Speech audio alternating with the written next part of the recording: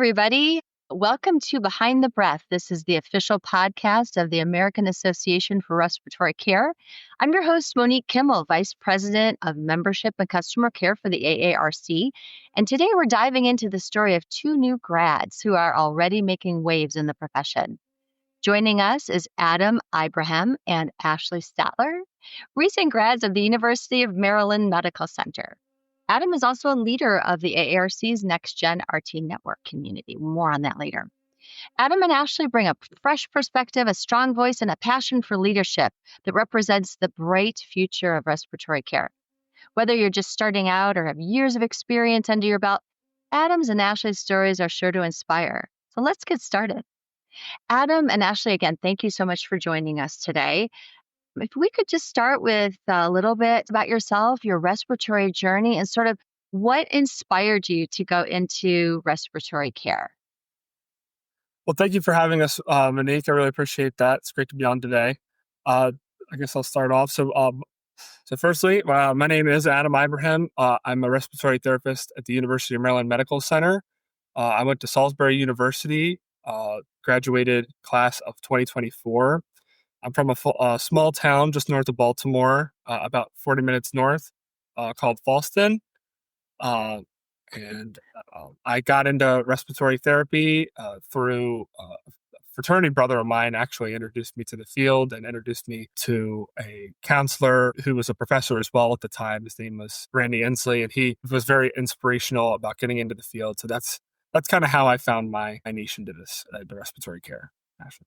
That's great, Em. Thank you. What in particular was it about the field that kind of, drew your interest, if you will?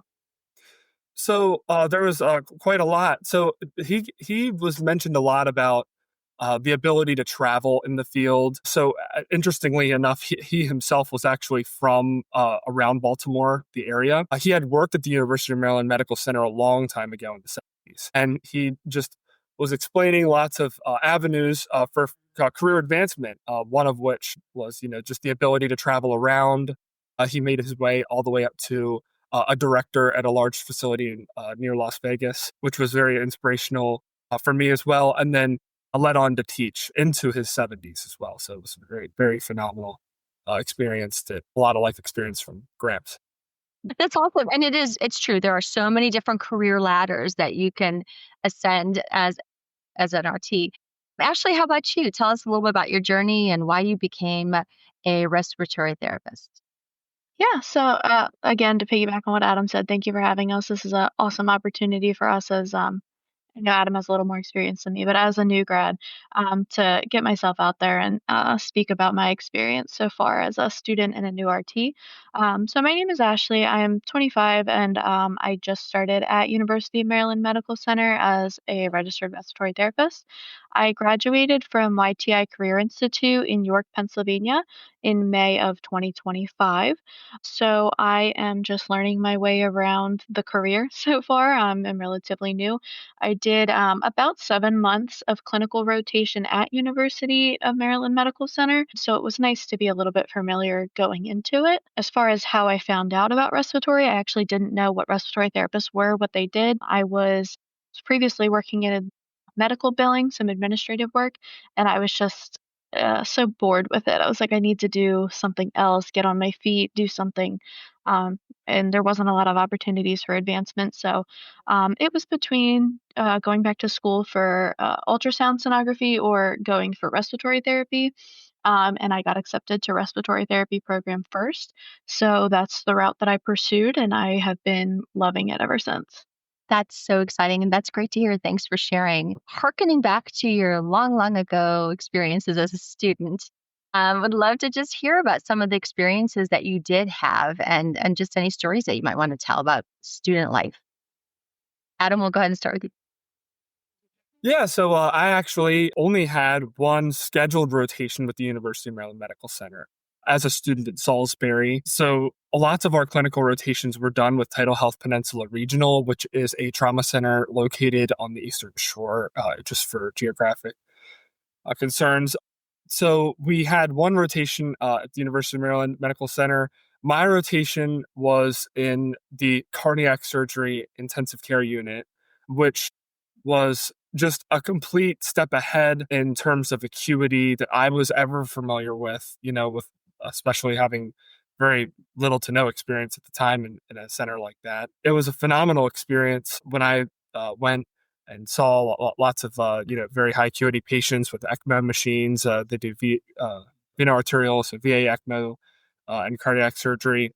I remember my experience as a student was that the respiratory therapist that was my mentor at the time said that if you can work here, you can work anywhere. And that was kind of a little scary, obviously, coming in as a student. But I really admired the challenge, and I really admired the high acuity of the unit in its entirety. And I wanted to throw myself into a place where I could get as much experience as possible and be able to see pretty much everything. And that's what I did. That's how I found the University of Maryland Medical Center as my Wow, first place to work. that's great. I mean, it's sort of out of the frying pan into the fire. I mean, that's the way to get your feet wet. That's for sure. How about you, Ashley? What were some experiences as a student that kind of stood out in your mind?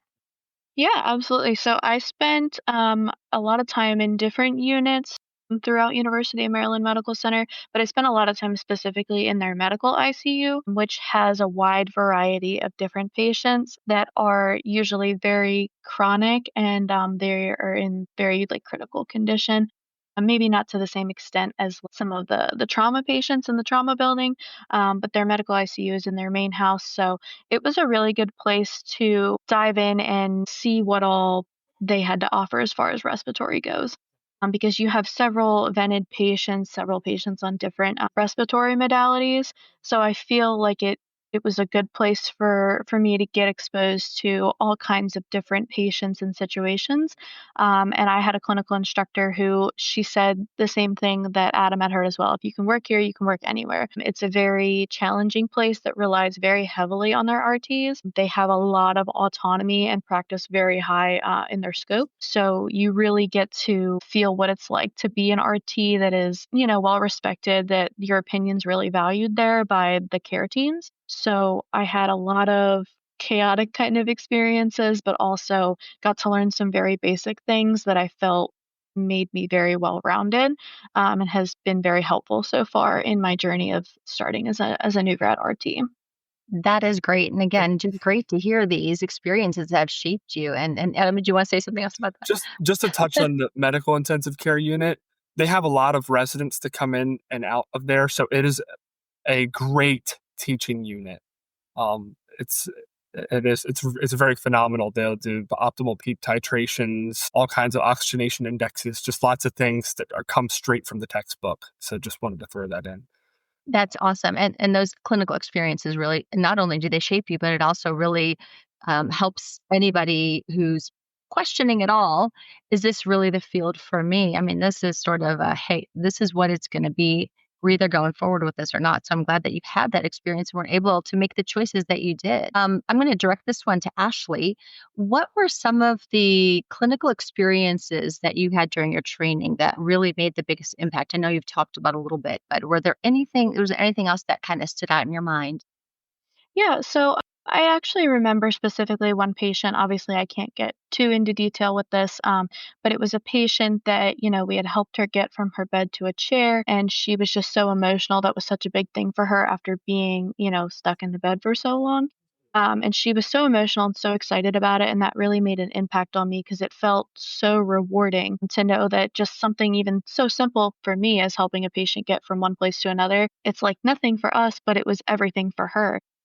And then, so that was while I was a student on my clinical rotations. And then I actually saw her later. She was a post bilateral lung transplant patient. I Mm. saw her later as an RT and she remembered me. And it was like so rewarding. I was just like so happy to see her doing so much better, post transplant. And that really like stuck with me because I'm like, these patients, they make such an impact with, Yeah. because of how severe their health conditions can be.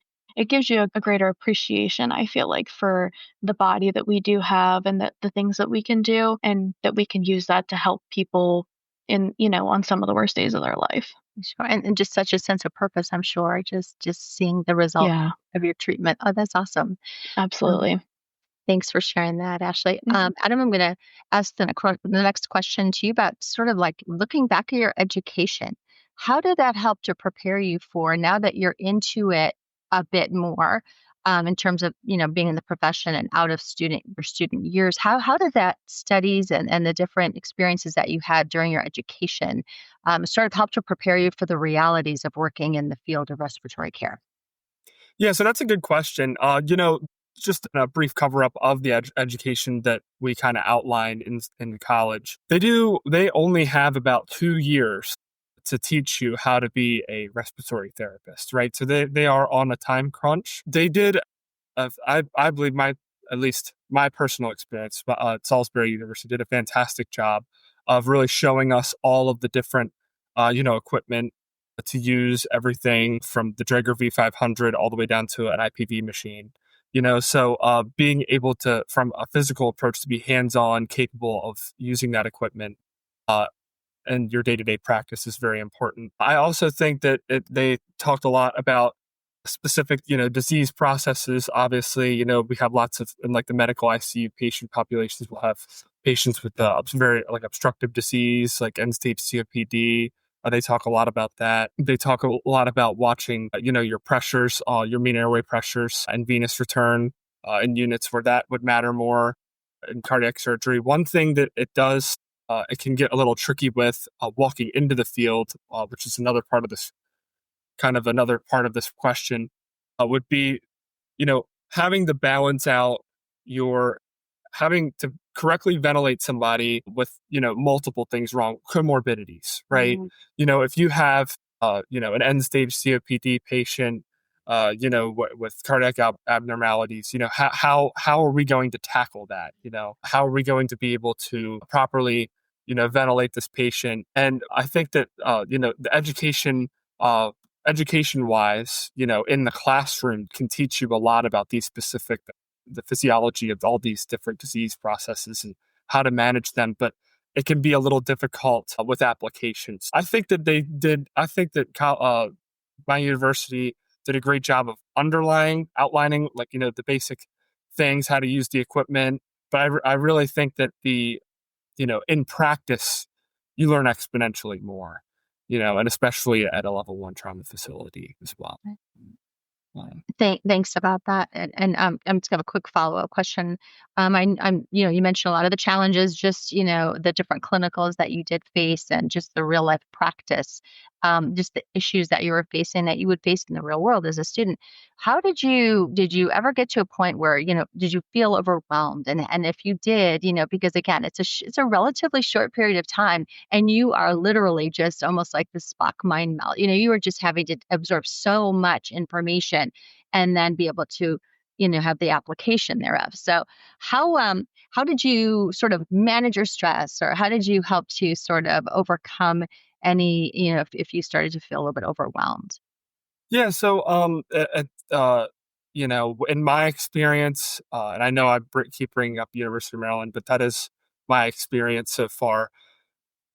We do have, a lots of seasoned respiratory therapists that have been in the field for a very long time, that can help, teach you different ways. And, my supervisors have done a fantastic job of really teaching me a lot about uh, how to tackle these complex cases and how to do these, uh, you know, very complex, but with lots of comorbidities, patients with lots of comorbidities, Yeah. for lack of a better term. And then also, we use a multidisciplinary approach to solve these issues here. So we have the backing of our physician teams and our nursing teams. People work together, and that's the important part, the important takeaway, especially one of the most important takeaways in healthcare, is that we need to all work together as a team to solve these problems, because it doesn't just take one brain; it takes a team, it takes an Yeah, army. I love that, and that's so true, and I think that also helps to highlight, if you will, the importance and the specific and unique, just, profession that we have in terms of respiratory care. It is different and unique and maybe not as well known as some of the others, but it certainly really helps to shine a light on that profession when you're working with all the different teams and they see what impact you have on the patients, Yeah, you know, absolutely. so that's great. Ashley, quick question for you. Now that you have transitioned and now you're a little bit newer into the actual field, what were some of the things that surprised you the most when you transitioned from student to actually being on the job? Yeah, so I was kind of thinking about that, and I feel like a lot of what I learned in school was the actual, obviously, the treatments and the modalities and the disease processes and things like that. So I feel like as a student, I kind of went into it with a mindset of like, what tasks can I complete, to help this patient feel better? But I feel like now I'm learning how to think like a clinician rather than just a person doing tasks or checking off things off of a list. I feel like it can be a bit overwhelming at first, but you're very well, respected by a lot of the team, specifically in the hospital that we work at. And they kind of expect you to know what to do next from a clinician standpoint. So I feel like it gives you a sense of pride knowing that somebody wants to come to you, for your suggestion. What do you think as Right. a clinician that we can do to help with this patient so that we can improve their outcome as best as possible? Right. That's great. And that's true. And it also gives you a little bit more confidence too to see, hey, this is an impact and it's respected. So I love Absolutely. that's great. Thank you. Adam, quick question about again, sort of on the lines of, being feeling overwhelmed and stressed but how do you stay motivated and growing professionally now that you're out of school a little bit longer? So just about with your career and just about anything in life, you really get what you make out of it. That applies to Yeah. education. It applies to your career, whatever you do. It's not just respiratory care. So to stay motivated and to try and, progress this profession, you want to leave things better than where you found it. I've always considered myself as a motivated person. I think that one of the most motivating things is seeing students come in because we do work in a teaching facility and ask all kinds of questions about some of the things that we do, and that's very motivating. Yeah. Working with a great team that really values your opinion on how to help your patient, that's very motivating. Just trying to give give it all you really have, to improve outcomes and to progress yourself as well, you know, and to be there for everybody else when they're there for you, and try to progress your career. And I'm sure, hearing now when you get both for both of you probably when you hear questions from students, especially just coming in, you're probably realizing that I know a lot now. Right? Like Yeah, yeah, right. I was just there a couple of years ago. I got this. So that's got to make you feel really great and build your confidence too. Kind of for both of you, I would love to hear a little bit about your goals for the next couple of years. I know it may be hard to know because you're still exploring different avenues and looking at different things, but what are you looking at as you start to grow in your profession and do you have any goals for the next few years? I'll start with Ashley. You can start. Okay, no, you're fine. So currently I'm in this respiratory residency program at University of Maryland. So they like to think of your first year here as like your third year of RT school because you're going to keep learning and get trained within the different, units and buildings within the hospital. So my goal is to just soak up as much information as I can in a facility that offers so much as far as learning opportunities. And then I would like to just participate in as much as I can. They offer a few different areas that therapists can practice in. So you have like your bronch suite, your PFT lab, your HBO, things like that. You have your trauma building, your main house building. So I'd like to just soak up as much as I can. I like to think of myself as like a sponge in this time of my life, just getting as much as that I can use in the future, and then work on pursuing education, getting my bachelor's degree, and then potentially thinking about where to go from there. I am interested in the new APRT, the Advanced Practicing Respiratory Great. Therapist. Yeah. I think that that's super awesome. And is a great opportunity for therapists to move up to, that mid-level practicing provider. So I like to eventually maybe pursue that, but for now, just kind of focus on just being a solid respiratory therapist and learning what I can from my peers. That's awesome. And you're kind of getting exposed to so many different things that you really can start to look and see maybe I do want to specialize in one thing. But by getting this really great, round experience is wonderful. So thanks for that. Absolutely. How about you, Adam? What are you looking at? Sort of, you're a little bit further, I know. So what are you looking at now in the next few years? Yeah, so the next few years, so I want to definitely take my acute care specialist exam just to try to add to the stream of letters. I think that that's something that I've been looking into as of more recently, and then also training in the NICU, so the neonatal and labor and delivery. I think that Yeah. that's very interesting part of our field. So that's where I've just started. I'm actually starting this week with that. Oh, So that's and great. then as for And then Yeah. as for a little bit longer term goals, the advanced practice respiratory therapist is a whole brand new mid level provider thing, just like Ashley was talking about, something that I'm definitely taking a look at into. And then also, it really all kind of depends on where life takes me. If I could find maybe a supervisor level position in the next couple of years as well, work Mhm. my way up the clinical ladder. So yeah, those are some of the short term goals that I've been taking a look at.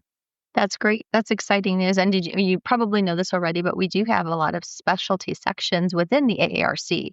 And one of those is neonatal peds, and there's diagnostics and acute care and ambulatory acute care, so transport.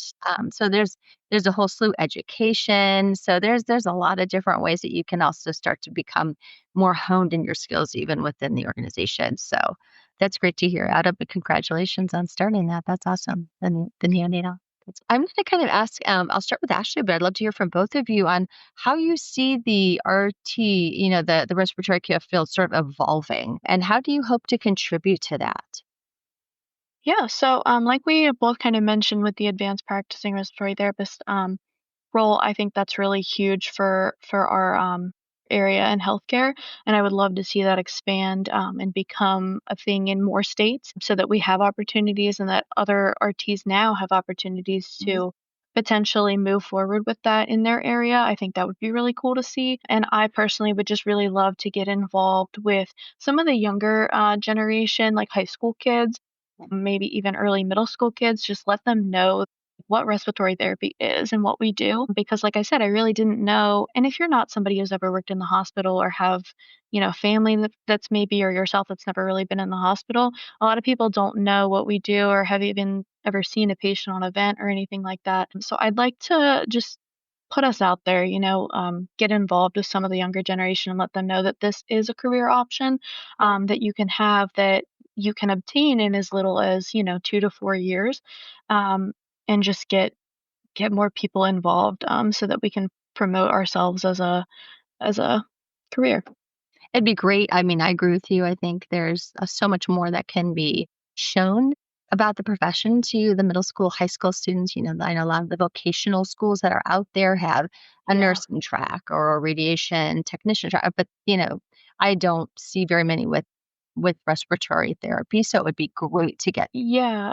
Yeah, I exposure. agree. I actually, my senior year of high school, I went to Votech to be a medical assistant, and never heard about respiratory or anything like that. So I would love to just put it out there, put these ideas in these, so that the kids know that it's an option, that, something they could pursue if they're interested. That's great, and it's a growing field, so it'd Yeah. be great to get into. Adam, how about you? How do you see sort of the field in general evolving, and how do you hope to contribute? So I do think that the field, has definitely grown. I think, and I'm a little bit newer to this, so I didn't really see how the pandemic contributed to Yeah. respiratory Mm. care. Obviously that was something that where respiratory therapists were greatly involved in. Yeah. Um, I think that one of the things that we could really do to grow the field, obviously, just bouncing off Ashley, is to really advertise. Get into the high school crowd, the Yeah. earliest middle school crowd. I do see the field definitely evolving in a sense of where the AARC where they have come from and Mm. how much they've Uh, grown. In practice. So I was first introduced in to respiratory therapy. I started my program at Salisbury in 2022. And I didn't really know anything about the AARC at the time. I think that the AARC has definitely grown a lot since then, although I am still pretty new to the field. So it's hard for me to be able to give a just answer on how much they've grown. But I definitely have seen a lot more coming from the AARC as I've gotten involved into practice. As for the what I plan to do with in my career as a respiratory therapist, it's definitely to, like I mentioned earlier, is to uh, leave it better than when I came in.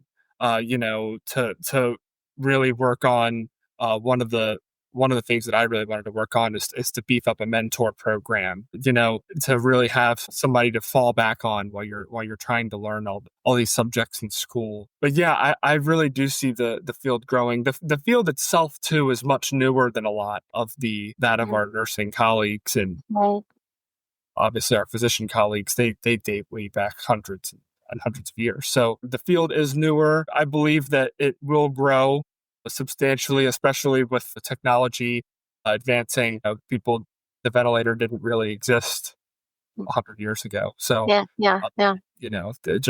Just the basic principles of that, I definitely see the field growing. Well, I'm glad you mentioned that. And I'm glad you mentioned mentorship too, because the AARC has a mentor hub for members, and it's through AARC Connect. And it is sort of like a match.com, except without any kind of that kind of a relationship. And it just matches people, and it could be geographic, it could be by specialty, it could be by years of experience. So encourage everybody to go on, sign as a mentee or a mentor, depending on where you are in your career, and really get to meet people and other RTs around the country. So no, thanks for that. I'm excited to see where this evolves too. I think the technology just keeps changing, and it's exciting to see all of that. And maybe through the advanced degrees, it's going to be even more applicable to what RTs do in clinics, and keeps exciting changes coming down the pike, I think. So um, if you both had to think about this, what is one misconception about the field, about being a respiratory therapist, or the sort of the profession of respiratory care, that others have? And it could be, it could be other professions, it could just be the public general. I mean, have you seen that as sort of a misconception that you would love to dispel? And I'll start with Ashley. Uh, so I may not have too much of an insight with this, just being pretty new. One joke that I feel like I always hear is just people say, well, albuterol fixes everything. That's, the running joke. There's way more to it than just us giving breathing treatments to fixing everything. We are involved extensively in the patient's care, in managing, their cardiopulmonary status and assisting with that. So I think just knowing that we are more involved than people think we are. We're not just giving breathing treatments or just putting the patient on oxygen and walking away. We're looking at everything. We're looking at all their lab values, looking into their medical history just to see, like, is this related to something else, or, could this be caused by some underlying issue? And we are working with the team to all work together to do that, with their physicians and all the other people that work a part of the team in the hospital. Thanks for that, Ashley. And I'm going to go ahead and Mhm. pitch that to Adam as well. And then I'm just going to have one more quick last question. I know we're getting up on it here. So, and Adam, what about you? Is there a misconception out there that you would love to dispel? Yeah, so I know we get the knob turner comment sometimes.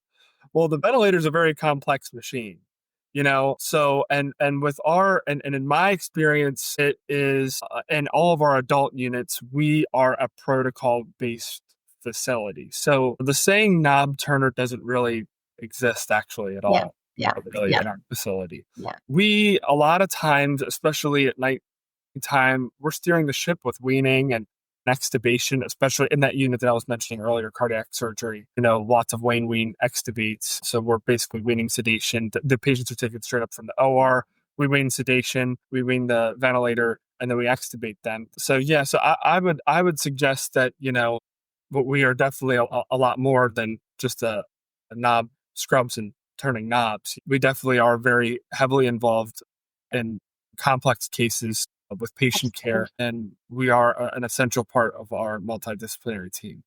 Now, And anybody that works in a hospital should know that and should understand that. yeah. No, and thank you for that. And I mean, we have stories to tell, and the stories are powerful, and there are just some amazing things that RTs have done for patients in their care. Just one final question. And again, I just want to thank you so much for joining us today and telling your stories and your experiences. What piece of advice would you have for somebody deciding on whether or not to go into respiratory care? Ashley, I'll start with you. Yeah, so I recommend if you have the opportunity, just reaching out and shadowing a therapist if you can, and just seeing all that there is to see and just do some research, take a look, see what we do. And then if you are a student currently, getting ready to attend clinicals or you're on clinicals, I always encourage everybody, because people tell me this, ask questions. There is no dumb question, like we are constantly learning. I know there are, seasoned therapists that have been in the field for 10, 15, 20 years, and they still tell me they're learning every single day. So ask questions, get involved with everything that you can. If you're a student, go to rapid responses, go to codes, go to whatever you can, to just see, because experience is everything. You can see so much stuff, and it really helps in the long run, because that could be you one day. And you'll think back to those moments where you're like, oh my gosh, I've seen this before. I know what to do. So just research what you can, get involved, see what you can. That would be my advice for anybody who wants to get into the field. Shadow somebody and just see if you like it. That sounds great. Great advice, Ashley. Thank you. And Adam, what are your thoughts on that? Yeah, so if you're definitely Ashley, that was a great answer. If you're thinking about getting into the field, I'd definitely consider a shadow day. Not just maybe one shadow day. Try and shadow at a facility where you'll be able to see as much as possible. Again, there's lots of different things that we do, and what our job description looks like in one unit will vary differently from another unit. And what the kinds of work that we're going to be doing. So yeah, absolutely shadowing. One piece of advice that I would give for students would definitely to come and take a look at the AARC and join. Creating connections matters. Being able to hold conversations matters. Trying to definitely reach people in different parts of the country. That definitely matters.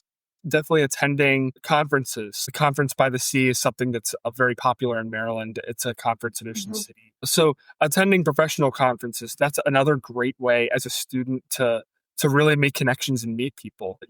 We live in a more connected world than we've ever have been before every day. And just completely fully take advantage of that, because there's a lot of different opportunities everywhere that you can make of it. Appreciate that. That's a great answer, Adam. And you're right. It's the connectivity is so important. We have within the AARC, and thank you for that plug for the AARC. It's true. It's just how it really could broaden your horizons in terms of who you meet, what you learn, just really being able to help you continue to grow within the field of respiratory care. We have a new next gen RT network for students and for new grads that helps to get that conversation started. So thank you for that. And again, thank you. Thank you both so much for sharing your insights and your energy and your vision for the future of respiratory therapy. Really appreciate that. And thank you for listening to Behind the Breath. If you've enjoyed today's episode, don't forget to subscribe, share it with your colleagues, and check out more conversations in the AARC newsroom. And until next time, keep breathing life into the profession and each other. And thanks again for today.